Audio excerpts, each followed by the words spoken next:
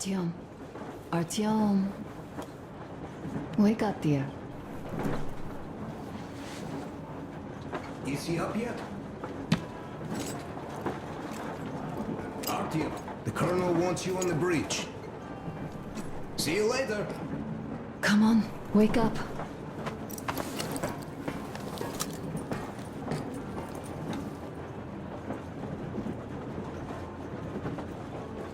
You did a great job there. We're not home anymore, so we'd all better act like you did.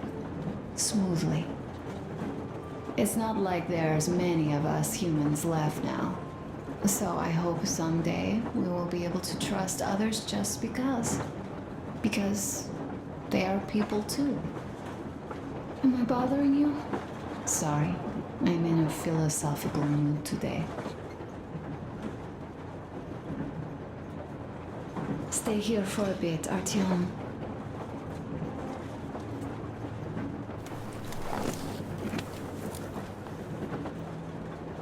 This is great. I wish I could stay like this forever. Artyom, when you climbed those ruins back in Moscow, with your radio, did you imagine our life on the surface at all? A home, for one.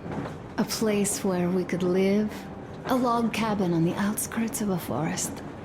Or how about a bungalow on an ocean shore? Well, you know, there's something great in simply going anywhere like this. Together. Through the abandoned stations, the ruins, the wasteland. Especially in our own private compartment. Thinking back, isn't this our honeymoon trip? It certainly feels like one, even though it's a bit late. We've only had some honeymoon sorties at best so far.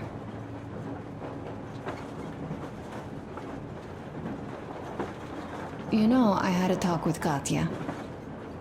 I'm sitting here recalling that bridge and those people there, and we've been sitting underground for 20 years. And they haven't. So what? These are not the same people who used to build cities, planes, and space rockets. They are just like us in Metro, only even more dejected. They are essentially slaves. For real. They work all day and pray all night. Always watched, always directed. Everything is under control. Everything is decided by the community. Well, I mean, Silantius. They don't even have any property. Even their socks belong to the community. They're just entranced with him, with these ridiculous lies about electricity. Of course, not everyone got fooled easily, but if they dare ask questions, they get penance. Exorcising an electric demon with prayer and the cross. But that's a death sentence. How is a flashlight dangerous? Or a radio? But no, they shun it all. They hide and keep praying. How can you even make people believe this ridiculous garbage within just a few years? People in general start believing lies surprisingly easily, don't they? As long as those lies are convenient or at least familiar. Take us, in Metro. All right, we haven't met the occupying forces yet. If we disregard that shirt I found on an antenna... Katya and Crest, never met them either. But maybe they are still out there somewhere. And if they are, then they didn't even tell us about them back home. They didn't tell us that the war was still on. They just made us believe that there's no life anywhere outside of Metro. They've been lying to us. Lying non-stop. All this time. Were their intentions good? Perhaps. But the Metro is a castle built on lies. Damn, am I angry. And so far, no matter how far we get, we haven't met a single enemy. Isn't that strange? But Father won't have a word of it. Stay vigilant, be careful, the enemy never sleeps. You know, I love my father. A whole lot, no matter what. But what if everything he's been told is just another layer of lies? I hope we'll find out how deep this rabbit hole is once we get to Yamantau. Well, what do you know? I do feel better now after telling you. Thanks for hearing me out, Artyom. Let's just sit here a little.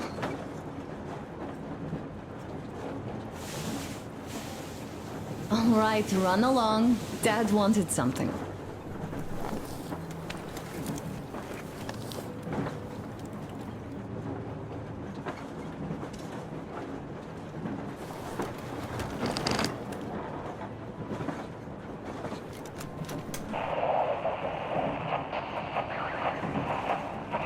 Kenel, come in. Do you read me, Kenel? Morehold here. I'm in Gemete. Over.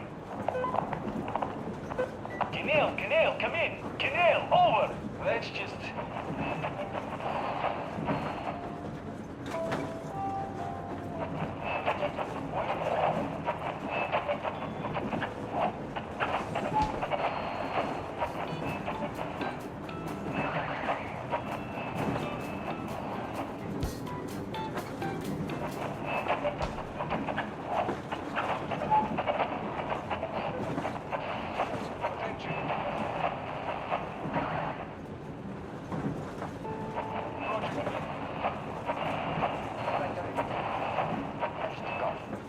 Did you forget who started trading with the convicts from Zolotoy?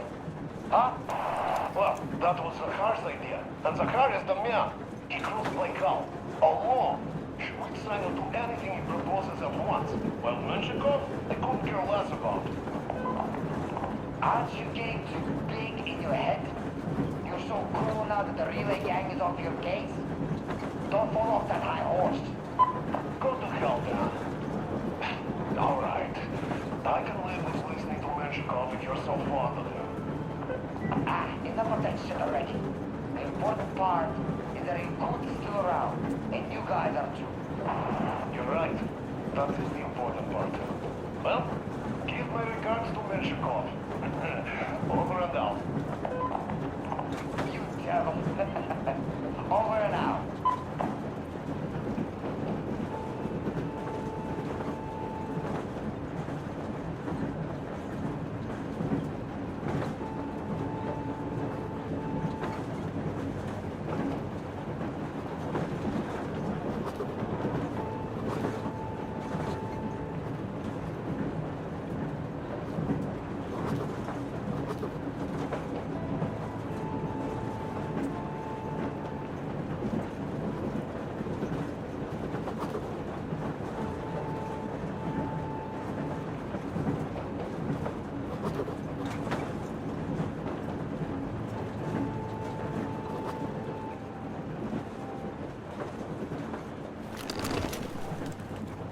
How long have we been on the road for?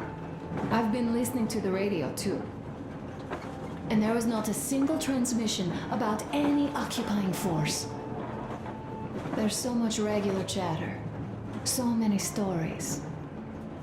Dad says all those are coded transmissions, that they all have hidden meaning, but why would they be so secretive? Why aren't they using this railroad? Why don't they at least control its key junctions? Why did they not install any roadblocks? Consider your position on Meshtikov. If they are even out here, Forget who started trading with this is the main transport artery after all. Well, that was Zakhar. Maybe they are not here at all. Maybe they never came here, or they are already gone. Anything he proposes at once. Though, where to? Couldn't care less about. Remember? Neither Katya nor Christ have ever met them. in your head. Though we seem to be doing just fine even without them. It's like Middle Ages. Go to hell, Dan. That Silentius is treating people like slaves, getting them killed. I can't believe they had it worse without his lies, nonsense, and human sacrifices. And us? We had been living down there for so many years, fighting each other. And nobody even thought you could live outside. Over and out. I'm gonna jump. I'm gonna jump. I'm stop it already. Artyom, the colonel's what do you waiting for you on the bridge. So, what's up with your plate carrier? Tokarev was mad. It's a long story. Come on, out with it. Well, there I am, sitting on a beam, looking at Artyom milling about below. Oh, you are so full of it. Artyom did most of the work. That he did, yeah, he did. But you don't have to interrupt my lies. You asked me about the Vest yourselves. Alright, go on. So I see Artyom get to the door, and I think it's time I came down. So I do. But something just holds on to me. What does? How should I know? It's dark, nobody around. But I can't move. And those locals kept going on about Tsar something. So I thought I was in a kind of a bind. So? So I just unfastened the safety and let down. There was that shed down there. The roof was kind of close. And what about the Tsar? Oh, blue, the Tsar was huge, scary as shit. And there was this rusty bolt, and my carrier got snagged on it. Well, you, Duke, are lucky you already have a nickname. That's hilarious. And what was next? Oh, next. Next we jumped that old preacher of theirs. Well, Artyom did most of it. He swooped in like a hawk. Yeah, he's good. Well, I was clamoring about those beams and fighting that side. Oh, I'm killing myself. Well, he basically solved the whole problem. True that. Good job, Artyom. Yeah, you both did well. Crest also.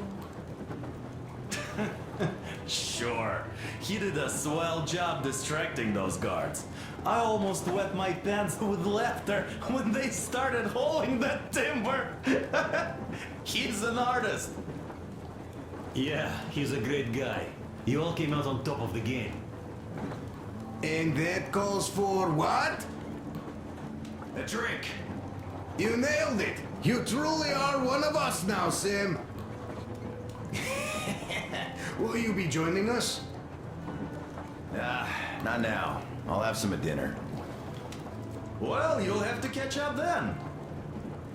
Sure thing. Anyways, we will just have a little as a warm-up now.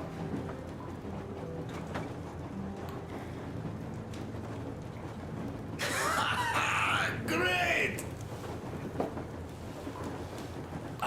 That's some good stuff. Hey guys, there's something I've been thinking about. What does everyone expect of this trip? Personally, I want to come back and tell Sveta of my adventures. So that she'd look at me with her huge gray eyes without blinking and keep saying, "You're such a hero, darling." So you're expecting heroics and scars. That works. And why did you come? Well, my heart is aching for true romance. But in the metro, all women want a solid relationship, a reliable husband, a real provider. Enough of that smug smile. It's unbearable. Not that I've had much better luck here so far. As soon as Katya came aboard, Stepan started cooing around her like a peacock. You should be happy. Katya is a tough girl. You'd be under her thumb in no time. That is unlikely. I'm not the kind of man to upstage his friend in a contest for a lady. Especially when that friend promises to break my arm.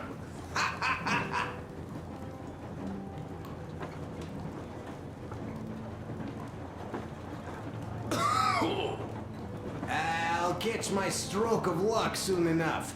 There in Yamantau, women from all over the country have already gathered, waiting for yours truly. How about you, Demir? What made you go? Well, at first I just went along with you guys, the Colonel. But even then I thought, this is my chance to make my dream come true. A chance to see Kazakhstan, my people. But first, we must come back to Moscow, because it isn't fair. People must know that they've put up with enough. They are free. They can live outside now. What do you think about that, idiot? I'm with you, Demir. Yet, freedom is not so simple. There was this freedom fighter, Che Guevara. He died under 40. Comrade Mao, whose book you've been perusing on the other hand, was a strict ruler but lived a long life. Well, we should have expected that from you. Weird thing, though, is that you are called idiot. I know. It's by his own choice. Because he's so fond of Chekhov. Chekhov too, of course. But it's Dostoevsky for the most part, Sam, my friend. Sure, I read the book too. It's just that I mix them up a lot. Chekhov wrote about that son of Austerlitz, a wounded officer. Powerful imagery. You are just killing me. How about you, Uncle Sam? Got dreams? You know, I just want to ride my board again. Spark a joint up on a beach. Catch that wave. Deep inside, under a grizzled metro dweller, there's still a relaxed Californian inside me. Ah, get out of here. So you know, before Dad talked me into joining the Corps, I used to wear my hair long. He told me they'd make a decent citizen out of the total disappointment that I was, and sent me to college once I was discharged. I joined, and they sent me to the Middle East. Wow, so do you hope your guys would pick you up? I don't see them around. Yeah, I don't hold my breath for my guys. Once this mission's over, I'll submit my discharge papers. I'll reach the ocean, and there, find a ship maybe? Oh yeah, just imagine it. You arrive on that ship and they go like, ah, the Russians are coming! You are one of us now. You don't really need to go anywhere. At least don't put your Ushanka on. They will sink you on sight. I won't, though I will take my balalaika with me.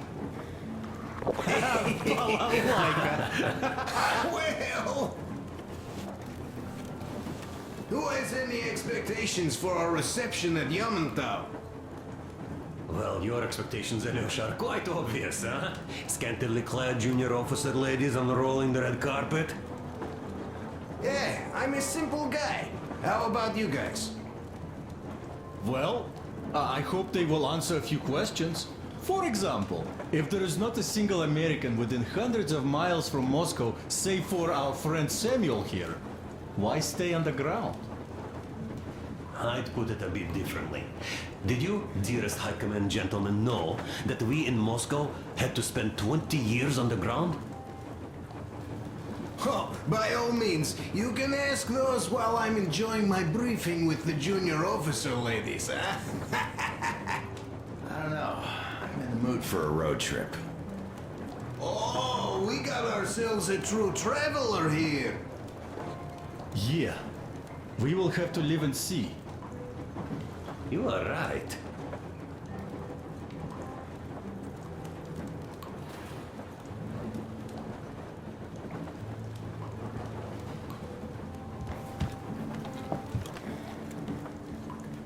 Let me pass, please, Artyom.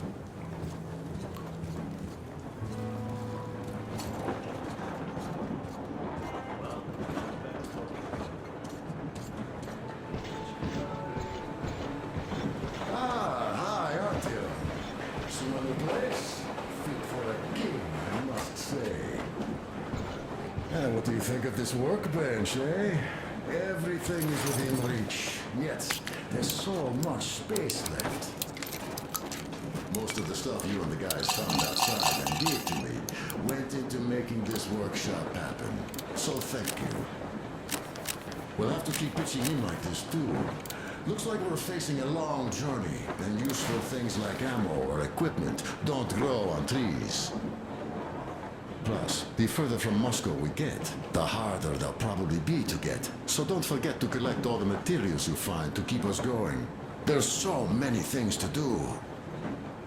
I haven't decided where I'm going to work on the suits, but I'll have to, and soon. And it's high time we fixed our uniforms. Some of our people are starting to look pretty ragged, you know? Well, Duke's plate carrier won't hold the back plate anymore, and he jokes that he's lucky it's not the front one, or else his toes would be in danger. Regardless, I am turning this little gang back into a real army. Well, that's it.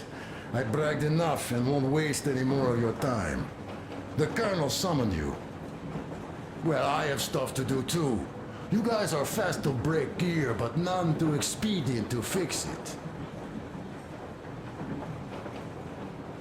Uncle Tokarev! Uncle Tokarev! What would you like to ask, Nastya?